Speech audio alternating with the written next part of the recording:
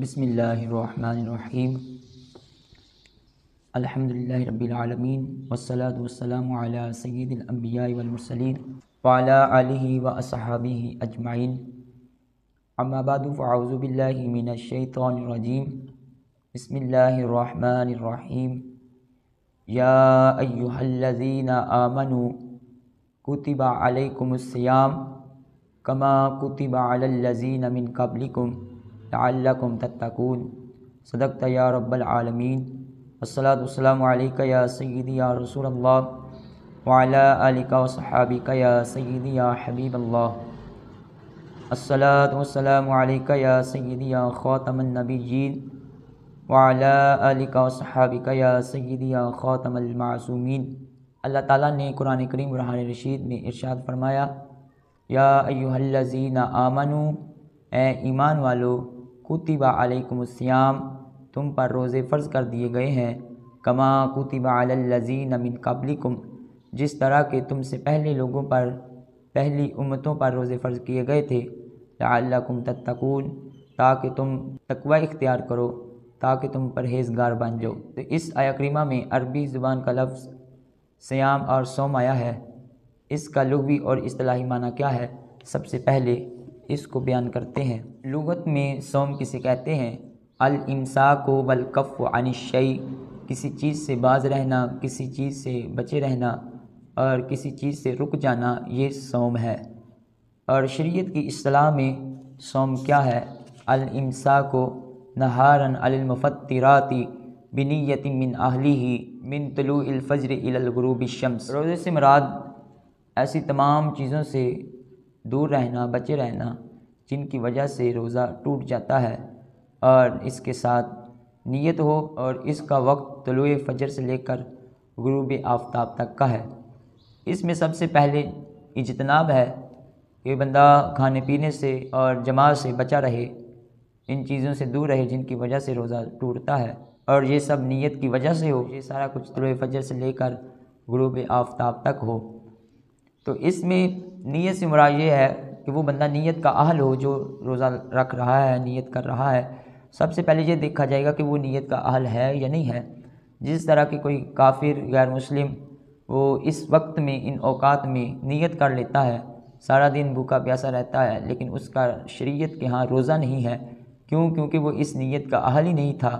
نیت اس کی ہوگی جو نیت کا اہل ہوگا، اور اسی کا روزہ ہوگا۔ اس امت پر روزے کی فرضیت 2 ہجری 10 شعبان میں ہوئی، اور پیارے آقا صلی اللہ علیہ وسلم نے فرضیت کے بعد 9 رمضان مبارک کے مہینوں کے روزے رکھے، اور اس کے بعد آپ صلی اللہ علیہ وسلم کا وصال باکمال ہوا۔ قرآن کریم برہان رشید میں روزے کا تذکرہ، روزے کا ذکر اللہ تعالیٰ نے مختلف طرق سے کیا ہے۔ ایک تو یہی مقام، یہی آیت جو میں نے آپ کے سامنے پڑھی، اور دوسرے مقام پر سورہ احزاب میں جہاں مختلف اوصاف کے حامل مرد اور خواتین کا ذکر کیا، وہاں ساتھ ہی ان کے لیے اجر عظیم کا بھی ذکر کیا۔ اللہ تعالیٰ ارشاد فرماتا ہے، اعد اللہ لہم مغفرۃ و اجرا عظیما، ان کے لیے اللہ تعالیٰ نے مغفرت اور اجر عظیم تیار کیا ہے۔ تو جہاں پہ ان شان والے مردوں اور شان والی عورتوں کا ذکر ہے، تو ساتھ ہی رب ذوالجلال کا فرمان ہے، والصائمین والصائمات، یہ وہ مرد و خواتین ہیں جن کے لیے اللہ تعالیٰ نے اجر عظیم تیار کیا ہے، اور اللہ تبارک و تعالیٰ نے ان کے ساتھ مغفرت کا وعدہ کیا ہے۔ یہ وہ مرد و خواتین ہیں جو اللہ تعالیٰ کے حکم کے تابع ہیں، وہ غیر کی طرف نہیں دیکھتے۔ آج وہ جو عورت مارچ کے نام پہ کچھ لونڈیاں جو ہیں اللہ تبارک و تعالیٰ کی سرعام نافرمانی کرتی ہیں اور حدوں کو تجاوز کرتی ہیں، تو یہ وہ خواتین نہیں ہیں، یہ پارسا اور حقیزہ ہیں۔ تو اللہ تعالیٰ نے اس آیہ کریمہ سے یہ بھی واضح کر دیا کہ اجر عظیم ان کے لیے ہے، مغفرت ان کے لیے ہے، شان ان کی ہے، عظمت ان کی ہے، رفعت ان کی ہے، جو اللہ تعالیٰ کے حکم کو بجا لاتے ہیں، اللہ تعالیٰ کے حکم کی اتباع کرتے ہیں اور روزہ رکھنے والے ہیں۔ روزے کے جو اسرار و رموز ہیں اور روزے کی جو حکمتیں ہیں، اگر ان کو ہم سامنے رکھیں تو پورا جہان ہی ایسے فوائد سے بھرا ہوا ہے جو رب ذوالجلال خالق کائنات جل جلالہ نے اس اہم عبادت میں ہمارے لیے رکھے ہیں۔ اس کا سب سے پہلا اور سب سے بڑا فائدہ یہی ہے کہ جس کے بارے میں اللہ تعالیٰ نے ارشاد فرمایا لعلکم تتقون، کہ جو بندہ روزہ رکھتا ہے وہ متقی اور پرہیزگار بن جاتا ہے۔ روزہ تعلق باللہ کا ایک مضبوط ذریعہ ہے۔ اللہ تعالیٰ کے ساتھ تعلق قائم کرنے کا بہترین ذریعہ یہ روزہ ہے۔ ایک انسان کا جو اپنے خالق کے ساتھ تعلق ہے اور اس تعلق کی جو روح ہے وہ روزہ ہے۔ اس کی وجہ یہ ہے کہ اللہ تعالیٰ کو اخلاص بہت پسند ہے۔ 3 چیزیں ایسی ہیں کہ جن کی وجہ سے اللہ تبارک و تعالیٰ کے ساتھ تعلق جو ہے وہ مضبوط ہوتا ہے۔ سب سے پہلے اخلاص ہے، پھر ایمان ہے، پھر امانت ہے، اور یہ تینوں چیزیں ہی روزے کے اندر پائی جاتی ہیں۔ اب جس وقت ایک بندے نے روزہ رکھا ہے تو تمام عبادات کے مقابلے میں روزے کے اندر زیادہ اخلاص ہے۔ روزے کی ایک حکمت یہ بھی ہے کہ یہ ظاہری زندگی ہے اور زندگی کا نکھار بھی ہے، جس کی وجہ سے زندگی میں بہار آتی ہے اور انسان جو ہے بہتر طریقے سے اپنی زندگی کو گزارتا ہے۔ اللہ تعالیٰ کے ساتھ تعلق کے بعد زندہ رہنے کے لیے زندگی کی ضرورت ہے، اور ایسی زندگی کی ضرورت ہے جو صحت مند ہو، جو بہار والی ہو، تو وہ روزے ہی کی وجہ سے ممکن ہے۔ اور روزے کا فائدہ یہ ہے اور روزے کی حکمت یہ ہے کہ جس کی وجہ سے میڈیکلی بندے کو نکھار عطا کیا جاتا ہے، اس کو صحت عطا کی جاتی ہے، جس کی وجہ سے بندے کی زندگی بھی برقرار رہتی ہے اور اس کی زندگی میں بہار بھی آ جاتی ہے۔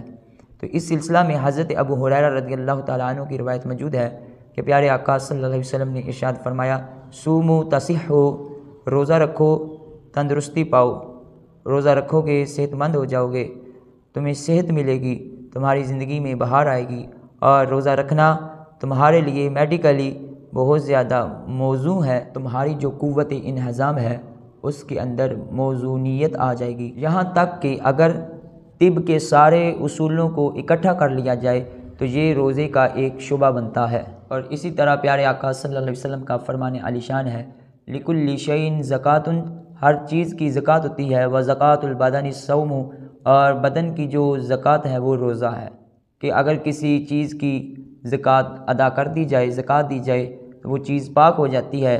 اسی طرح جب بندہ روزہ رکھتا ہے اللہ تعالیٰ اس کے جسم کو، روزے دار کے بدن کو پاک فرما دیتا ہے، وہ گناہوں سے پاک ہو جاتا ہے، وہ بیماریوں سے پاک ہو جاتا ہے۔ تو یہ روزے کی بہت بڑی حکمت ہے اور اس کا یہ بہت بڑا فائدہ ہے، اور یہی وجہ ہے کہ عید کے دن روزے دار کے چہرے پر 14ویں رات کے چاند کی طرح چمک آ جاتی ہے اور اس کے چہرے پر نکھار آ جاتا ہے۔ وجہ یہی ہے کہ اس نے اپنے جسم کی زکوٰۃ دے دی تو اللہ تعالیٰ نے اس کو بہار والی صحت عطا فرما دی۔ حقیقی زندگی روزے سے ہے۔ حقیقی زندگی کیا ہے؟ حقیقی زندگی یہ ہے کہ بندے کا دل روشن ہو، بندے کے دل میں اجالا ہو، اور یہ روزے ہی سے ممکن ہے، کیونکہ قرآن مجید میں زندگی چلنے پھرنے کا نام نہیں ہے۔ دل کے آئینے میں ہے تصویر یار، جب کبھی گردن جھکائی دیکھ لی۔ تو یہ انداز جب دل روشن ہوگا تو وہ پھر لوح محفوظ پہ لکھی ہوئی تحریریں بھی پڑھ سکتا ہے۔ یہ دل کو روشنی روزے سے میسر آتی ہے، روزے کی وجہ سے ملتی ہے۔ اور پیارے آقا صلی اللہ علیہ وسلم کا ارشاد ہے ہوا شہر المواسات، کہ یہ مہینہ رمضان کا مہینہ ہمدردی کا مہینہ ہے، کہ اس سے غرباء فقراء کی بھوک کا احساس ہوتا ہے اور ان کے ساتھ اظہار یکجہتی ہے کہ اگر تم نہیں کھاتے، اگر تم نہیں پیتے، اگرچہ ہمارے پاس سب کچھ ہے لیکن ہم تمہارے ساتھ بھوک میں، تمہاری پیاس میں برابر کے شریک ہیں اور ہم اظہار یکجہتی کرتے ہیں۔ اور یہ رب ذوالجلال خالق کائنات جل جلالہ نے روزہ مسلمانوں پہ فرض کر کے یہ بتا دیا کہ امیر بھی روزہ رکھے، فقیر بھی روزہ رکھے، تو یہ روزے سب کے لیے ہیں تاکہ امراء کو پتہ چلے کہ غریب کی بھوک کیا ہے، فقیر کی بھوک کیا ہے اور مسکین کی بھوک کیا ہے، اس کی پیاس کیا ہے۔ تو جب کسی کی مشکل کا ادراک ہوگا پھر ہی اس کی مشکل حل کی جا سکتی ہے۔ اگر کسی مرض کا پتہ ہی نہیں تو اس کا علاج کیسے ممکن ہے؟ اسی طرح علاج کرنے سے پہلے مرض کا ادراک ہونا یہ ضروری ہے، تو اس لیے اللہ تعالیٰ نے روزہ فرض کر دیا۔ جب وہ خود روزہ رکھے گا تو اس کو ادراک ہوگا، پھر اس کو پتہ چلے گا کہ یارو ہم چند گھنٹوں کی بھوک اور پیاس کا شکار ہوئے ہیں، تو جو ساری زندگی بھوک اور پیاس میں گزار رہے ہیں ان کا کیا حال ہوگا۔